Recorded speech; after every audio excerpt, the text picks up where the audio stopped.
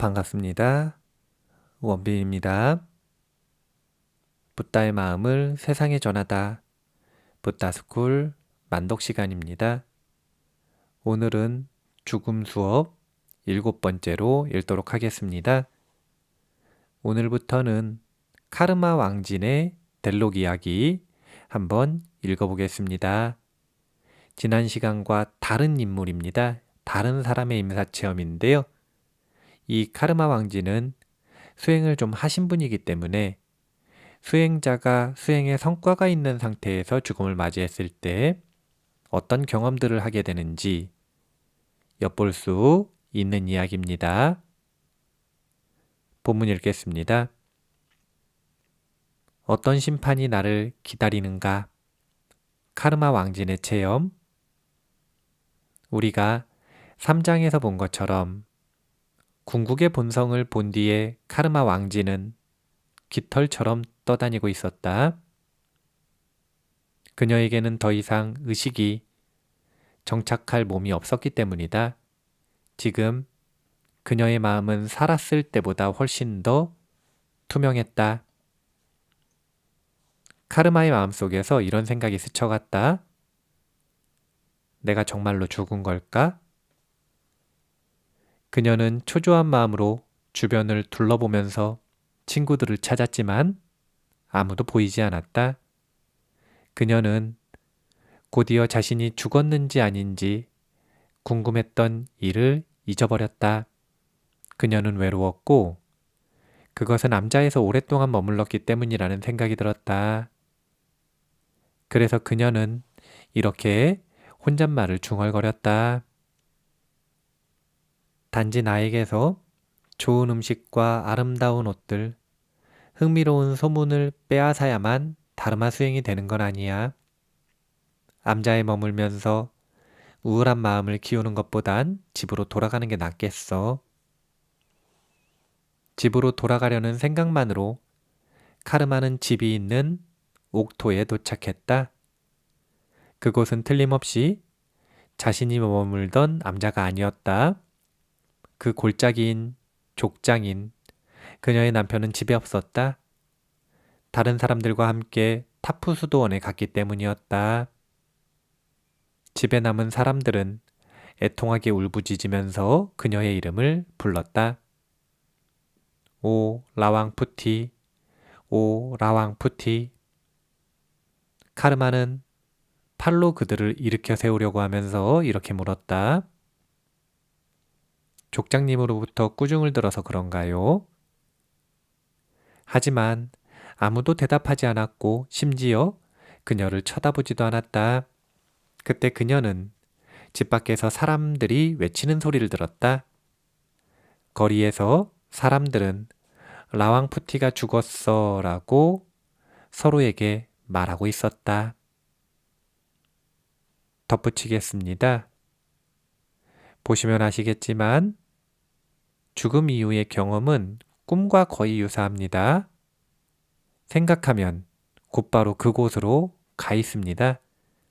장소와 시간을 자유롭게 옮겨다니는 것, 한순간에 옮겨다니는 것, 이것이 마음의 특징입니다.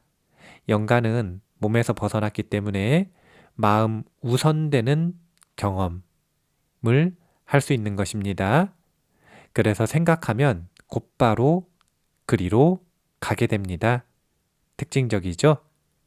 그리고 두 번째는 죽음을 맞이하면 다른 사람들이 이렇듯 자신을 인지하지 못합니다.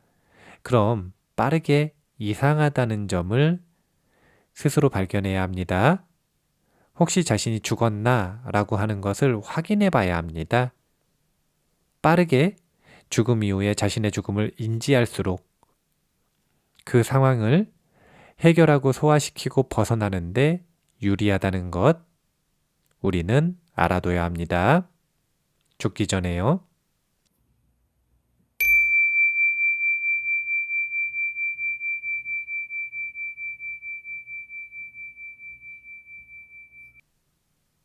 본문 읽겠습니다. 슬픔에 잠긴 많은 사람들이 말했다. 그녀는 겸손하고 마음이 넓었어. 또 다른 사람들은 속삭이는 목소리로 불만을 털어놓았다. 그 여자는 뼈가 단단하고 어깨가 좁았어. 그것은 그녀가 완고하고 질투심이 많았다는 뜻이었다.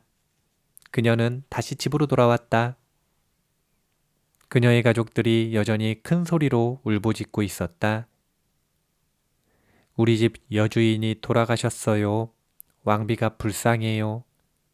족장님이 불쌍해요. 그녀는 사랑하는 사람들이 고통스러운 눈물을 흘리는 것을 보았다. 그러자 달걀 모양의 피와 구름이 우박처럼 그녀에게 쏟아졌다. 그들의 눈물은 천둥 같은 소리를 일으켰고 그녀의 피부를 꿰뚫고 뼈를 부수었다. 그녀는 대체로 옷을 입고 있는 것처럼 느꼈지만 우박 속에 있을 때는 벌거벗은 몸으로 위험에 노출된 느낌이 들었다. 보이지 않는 원천으로부터 카르마는 이런 목소리를 들었다. 타프 수도원으로 가라. 단지 생각만으로 그녀는 타프에 도착했다. 그녀의 남편과 다른 사람들은 의식을 준비하느라 바쁘게 움직이고 있었다. 2명의 라마가 서둘러 탕카를 걸고 제단을 만들었고 그 앞에 많은 제물을 차렸다. 그녀는 생각했다. 아, 저 사람들은 7째 날 의식을 준비하고 있는 거야. 그것은 수도원에서 매년 행하는 의식이었다. 많은 조문객들이 그녀의 남편을 위로하고 그에게 전통 음료를 주기 위해 옥토에 도착하고 있었다. 덧붙이겠습니다. 다시 한번 확인하셔야 합니다. 사랑하는 사람들이 영가의 죽음을 슬퍼하고 우는 것은 영가에게 결코 도움이 되지 않습니다. 달걀 모양의 피와 구름이 우박처럼 그녀에게 쏟아졌다. 천둥 같은 소리를 일으키고 피부를 꿰뚫고 뼈를 부수는 느낌이었다. 발가벗은 몸으로 위험에 노출된 느낌이었다. 수행을 잘한 안심에 이른 수행자라고 하더라도 저런 상황에서는 마음이 불안해집니다. 하물며 수행을 평소에 하지 못한 이들, 충분히 하지 못한 이들은 안 그래도 죽어서 불안합니다. 그런데 얼마나 더 불안해질지, 얼마나 그 불안을 가중시킬지 알 수 없습니다.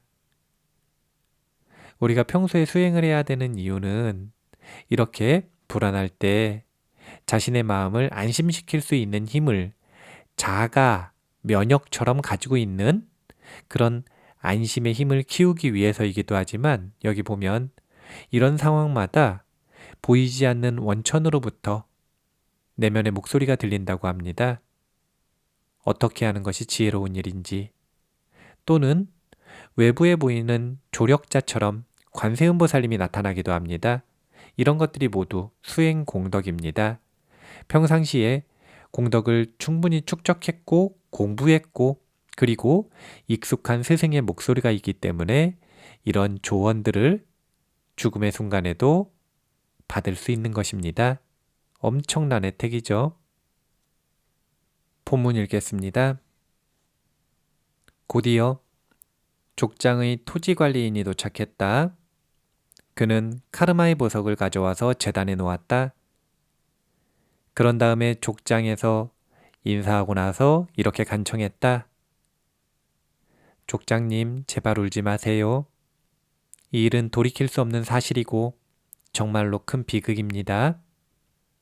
물론 마음의 상처가 크시겠지만 부인은 팍토집의 여주인으로서 어떤 책임감도 갖고 있지 않았습니다. 심지어 이웃의 소녀들이 불법을 공부하기 위해 집을 떠나는 것을 욕하기까지 했습니다. 많은 사람들은 부인의 죽음보다 자기 손가락의 고통을 더욱 심각하게 생각할 겁니다. 이제 우리는 장례의식에 마음을 집중해야 합니다. 눈물을 줄줄 흘리면서 족장이 말했다. 한낮에 태양이 졌다. 우리는 짧은 시간을 같이 살았을 뿐이고 나에게는 부모님도 없다. 카르마는 나의 유일한 친구였다. 이제 나는 카르마마저 잃어버렸다. 이윽고 족장은 이렇게 지시했다. 49일째가 끝날 때까지 방부 처리를 하지 말고 아내의 몸을 그대로 놓아두는 게 좋겠다. 아내는 델록처럼 다시 살아날지도 모른다. 링자 초키만 해도 사후의 많은 이야기를 갖고 다시 돌아왔다. 덧붙이겠습니다. 우리가 예전에 이렇게 49일째 또는 7일장을 했었던 이유는 이렇게 사후에 다시 돌아오는 이들이 있었기 때문입니다. 사실은 사후에 다시 돌아올 수 있는 권리를 얻는 것, 이것이 7일장이라고 할 수 있습니다. 요즘에는 3일장을 하죠. 그래서 사후에 돌아오는 이들이 많이 없습니다. 왜냐하면 이미 몸이 사라졌으니까요. 개인적으로는 자신의 장례식을 위해서 충분한 비용을 준비하시기를 권장드리고, 그리고 가능하다면 여력이 된다면 7일장을 할 수 있도록 준비하는 것. 장례의식은 3일만 하면 되잖아요. 그리고 어차피 요즘에는 그 냉동곤지, 냉장곤지 거기 들어가 있지 않습니까? 그러면 그 속에 보관할 수 있는 보관료, 이 정도만 더 준비하면 얼마든지 7일장을 할 수 있는 거 아닌가라는 쉽게 생각을 해보는데, 비용이 얼마나 더 들든 관계없이 저 같으면 7일장을 할 수 있도록 자기의 장례 준비를 하는 것이 좋겠다. 이렇게 권장드릴 수도 있을 것 같습니다. 생각해 볼 문제죠.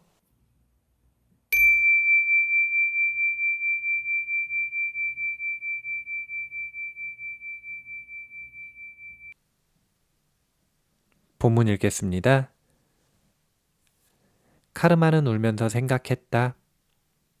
내가 정말 죽은 걸까? 하지만 다음 순간 카르마는 자신이 살아있다고 다시 믿기 시작했다. 남편의 손을 잡고서 그녀는 자신이 살아있으며 자신의 죽음 때문에 슬퍼할 이유가 없다고 끊임없이 설득했다. 하지만 남편은 물론 어느 누구도 그녀의 호소에 반응을 보이지 않았다. 그녀는 모두들 자신에게 화가 나 있는 게 분명하다고 생각했다. 그녀의 남편은 한 하인에게 야크에 실은 차 덩어리를 누군가에게 가져다 주라고 부탁했다. 그런데 하인은 밖으로 나가면서 재빨리 약간의 차를 훔쳐서 자기 자루에 넣는 것이었다. 그녀는 이렇듯 하찮은 것을 얻으려고 그가 악행을 저지르는 모습을 보면서 안타까움을 느꼈다. 얼마 후 하인들이 족장에게 음식을 가져왔다. 카르마는 평소처럼 남편과 함께 음식을 먹을 거라고 기대했지만 아무도 그녀에게 음식을 가져다 주지 않았다. 심지어 남편은 그녀에게 음식을 먹으라는 말조차 하지 않았다. 그녀는 울면서 생각했다. 이제 나는 약간의 음식조차 얻을 수 없어. 그녀는 화가 나서 남편에 대해 이렇게 생각했다. 당신은 내가 사랑하는 부모님 곁에 있도록 허락하지도 않았고 내가 다르마의 길을 가려는 것을 막으면서 당신에게 필요한 건 다 해줄게요 라고 말했어요. 하지만 지금 당신은 당신의 하인들과 똑같이 행동하고 있어요. 당신은 나에게 약간의 음식도 나눠주지 않는군요. 이제 나는 암자로 돌아갈 거예요. 덧붙이고 정리하겠습니다. 살아생전에도 사람들끼리 마음 상하는 일들을 보면 먹는 것 때문에 마음 상하는 경우가 의외로 많습니다. 어쩔 수 없는 게 음식이라고 하는 것이 생존과 직접적으로 연결되어 있는 대상이기 때문입니다. 이런 습성이 아주 강하니까, 그리고 식욕과 식탐이 아주 강하니까 영가가 되었을 때 항상 보면 이 먹는 것에서 문제가 생깁니다. 사실은 몸이 없어서 먹을 이유가 없는데 너무나 강력한 습관, 먹는 습관, 먹는 것을 욕심내는 습관 때문에 사실은 흠향이라도 해서 먹지 않으면 배고프다라는 느낌, 목마르다라는 느낌을 어떻게 막을 수가 없는 것입니다. 이것도 습관이기 때문에. 그래서 제사, 천도의식, 장례식, 핵심 행사 중에 하나가 바로 이 음식을 베푸는 것 아니겠습니까? 사실은 좀 이상하잖아요. 몸이 없는데 우리가 먹는 음식을 베푼다라는 것 자체가 습관입니다. 업력. 업이 배가 고픈 것이다. 그렇기 때문에 우리가 그들에게 흠양할 수 있도록 유도하고 그렇게 습관적인 배고픔을 채워주고 나면 안심하죠. 그때 우리는 그들에게 나아갈 길, 진리를 안내해 줄 수 있는 것입니다. 이렇게 사후에 어떤 경험들을 하게 되는가라고 하는 것들을 임사체험자들의 경험을 통해 간접 경험을 하면 우리는 준비할 수 있습니다. 내가 저런 상황이라면 나는 어떻게 할 것인가? 핵심적인 것은 빠르게 자신의 죽음을 인지해야 한다는 것, 그리고 인정해야 한다는 것. 그래야 나아갈 길이 보인다는 것. 이것은 분명하게 의식하고 계셔야 합니다. 기억하셔야 합니다. 마무리하겠습니다. 붓다의 마음을 세상에 전하다. 붓다스쿨 만독 시간이었습니다. 감사합니다.